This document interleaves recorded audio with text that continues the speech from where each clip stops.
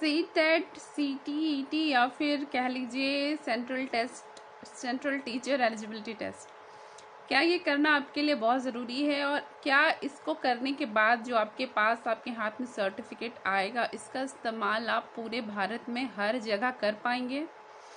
इन सब चीज़ों के बारे में आज हम बात करेंगे। आप सब आई होप सब बहुत अच्छे से होंगे और अपनी तैयारी को पूरे मन से आगे बढ़ा रहे होंगे। पिछले साल का जो सीटेट का रिजल्ट था वो बहुत अच्छा नहीं हुआ। लोग कह रहे हैं कि टफ क्वेश्चन था, ये था वो था। ऐसा कुछ नहीं है। इसका सिर्फ एकमात्र रीज़न ये है कि ऑनलाइन टेस्ट हुई है। ऑनलाइन टेस्ट और ऑफलाइन टेस्ट में एक बहुत बड़ा फ़र्क है। जो क्वेश्चन आप ऑफलाइन में अगर 20 अटैम्प्ट कर पाते हैं तो आप ऑनलाइन में वहाँ 12 ही अटैम्प्ट करते हैं। इसका पूरा पूरा कारण है सामने में जो आपके सामने जो कंप्यूटर स्क्रीन रहती है वो आपकी आंखों को और आपके दिमाग को थका देती है लगातार देखने से। इसलिए कभी भी ऑनलाइन टेस्ट सही नहीं होता है और पेपर पेन हमेशा सही रहता है। सीटेट के अलावा एक छोटी सी जानकारी चलो आपको और मिल गई। वैसे आप इसे ट्राई कीजिएगा कि ऐसी कहीं भी बातें नहीं है कि मैंने अभी कह दी। तो इसके बारे में पहले बात कर लेते हैं कि सेंट्रल टीचर एलिजिबिलिटी टेस्ट जो है ये, क्या आप इसका इस्तेमाल हर जगह कर सकते हैं? तो नहीं, आप इसका इस्तेमाल हर जगह नहीं कर सकते हैं। जैसे कि नाम से ही है सेंट्रल, तो सेंट्रल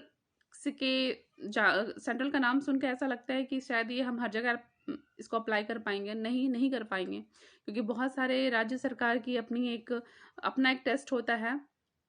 वहाँ पे वो उसको तो मान्यता देते हैं लेकिन वो सेंट्रल को मान्यता नहीं देते हैं। जैसे कि इस बार बिहार में सेंट्रल को मान्यता मिली, यानी कि सीटेट को मान्यता मिली, लेकिन वहीं झारखंड में इसको कोई मान्यता नहीं मिल रही है और ना ही मिलने की कोई संभावना है।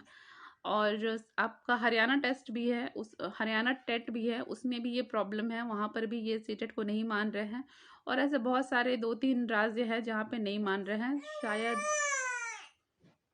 इस टेस्ट को आपको करना है, ये आपके लिए सही है। इसके अलावा आप जिस भी स्टेट से बिलोंग करते हैं वहाँ का भी टेट एग्जाम ज़रूर दें। सारे ही कॉमन होते हैं, सब में कॉमन क्वेश्चन ही किए जाते हैं। मतलब जो आधार होता है एग्जाम का वो लगभग सब में सेम ही होता है। सब में आपको साइकोलॉजिकल बेस्ड क्वेश्चन पूछे ही जाएंगे। और हाँ, थोड़ा बहुत सिलेबस और मार्क्स में फ़र्क हो सकता है, लेकिन जो एग्ज़ाम का पैटर्न होगा और जो टॉपिक्स होंगे वो लगभग सेम ही होते हैं। मतलब 99% चीज़ें सेम ही होती हैं। बहुत सारे राज्य में इसकी मांग की गई है कि सेंट्रल टीचर एलिजिबिलिटी टेस्ट को मान्य किया जाए। लेकिन वहाँ की सरकार के हाथ में है कि वो इसको मानेंगे नहीं मानेंगे। जैसे कि मैं झारखंड की बात करूँ, झारखंड में काफ़ी लंबे समय से 2013 के बाद कोई भी टेट एग्ज़ाम नहीं हुआ है।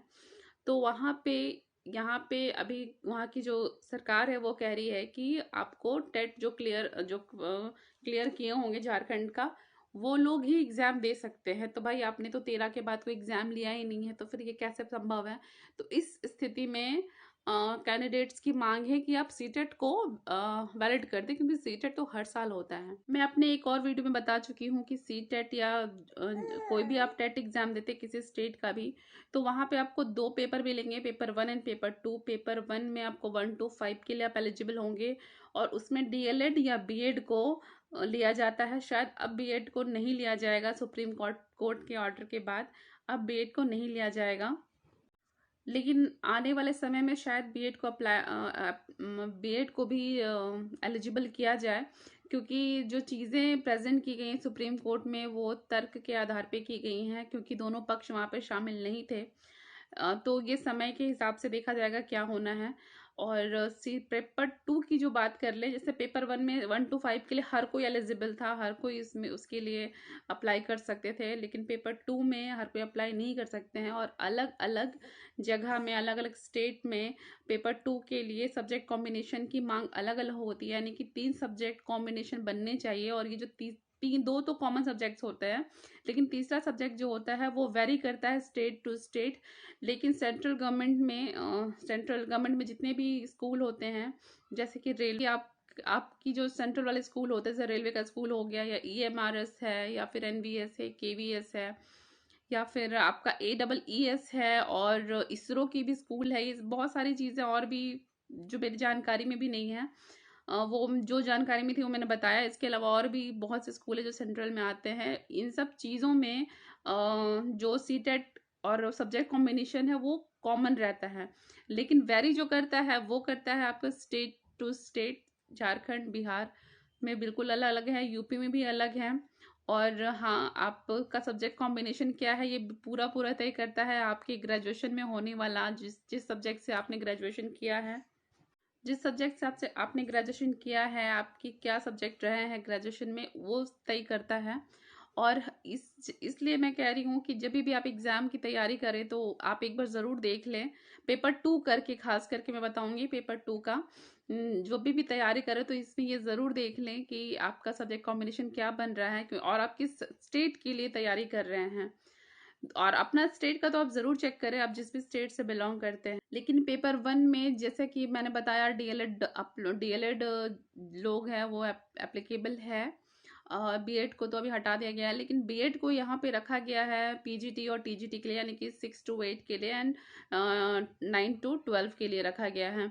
लेकिन सब्जेक्ट कॉम्बिनेशन प्रॉपर नहीं बनने की वजह से लोग टीजीटी में टीचर नहीं बन पाते जिनका बीएड होता है। इसकी एक अलग ही कहानी है बीएड की, जो एक बीएड का मुद्दा जो सुप्रीम कोर्ट में चल रहा है, इसमें बहुत सारे तर्क वितर्क हैं। ये चीज़ें अभी तक क्लियर नहीं हुई है सुप्रीम कोर्ट में, बट हमें पूरा पूरा क्लियर है कि बहुत से लोगों को ये क्लियर है कि प्रॉब्लम क्या है और कहाँ क्या मुद्दा है। और जिनका सब्जेक्ट कॉम्बिनेशन बन रहा है उन्हें तो खैर कोई फ़र्क ही नहीं पड़ता, उनको तो समझ में नहीं आ रहा कि सब्जेक्ट कॉम्बिनेशन क्या चीज़ है क्या नहीं। लेकिन जिनका नहीं बन रहा है वो चीज़ें मैटर करती हैं। आई होप आप सबको बात समझ में आ रही होगी, तो आप अपना अपना देख लें, उसके हिसाब से सीटेट की तैयारी करें। और आपको समझ में आ गया होगा कि सीटेट अब आपके लिए कितना ज़रूरी है और कहाँ कहाँ ज़रूरी है और कहाँ कहाँ आप इसका इस्तेमाल कर सकते हैं। एक नए वीडियो में फिर से आते हैं एक नई जानकारी के साथ। तब तक के लिए आप बने रहें मेरे साथ। वीडियो को ज़रूर लाइक कर लें, अगर वीडियो अच्छी लगी हो तो ज़रूर लाइक करें, अच्छी ना लगी हो तो आप डिसलाइक भी कर सकते हैं। और चैनल को सब्सक्राइब कर लें, शेयर करें इस वीडियो को ज़रूर अपने जानकार तक। जो लोग बीएड या डीएलएड कर रहे हैं उनके लिए बहुत इन्फॉर्मेटिव वीडियो है, तो उन्हें भी ज़रूर शेयर करें, अपने दोस्त मित्र सबके साथ शेयर करें। थैंक यू सो मच, मिलते हैं न्यू वीडियो में।